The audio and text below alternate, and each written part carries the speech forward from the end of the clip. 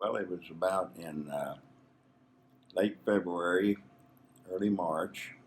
Uh, Adolf Galland was the technical uh, advisor for the movie The Battle of Britain, and this was in 1968.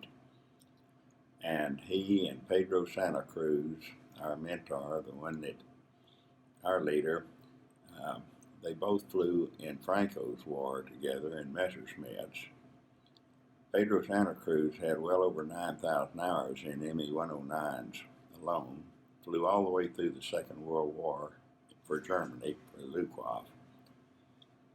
And he took Galland up in the two-seated, one and only in the world, and Galland put on a great air show, came back in, and we were all at the Aero Club, the air club for the Tablada Air Base in Sevilla, Spain, and we heard a Messerschmitt fire up. We looked around, all the pilots were there. We ran out there, and who was taxiing out? It was Adolf Galland. Well, he went on and put up the wildest air show you'd ever see, and he hadn't flown a 109 since the end of the war, and this was 1968. Came back and landed, and boy, the Brits were ticked off because and he just told them to go to hell and came on in, bought everybody around a beer.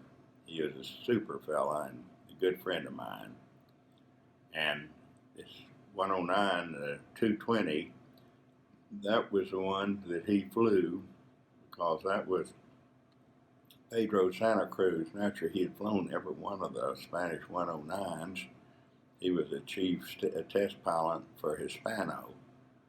And so when I brought all the 109s back to Texas, 220 was the one that I put up and flew for several years.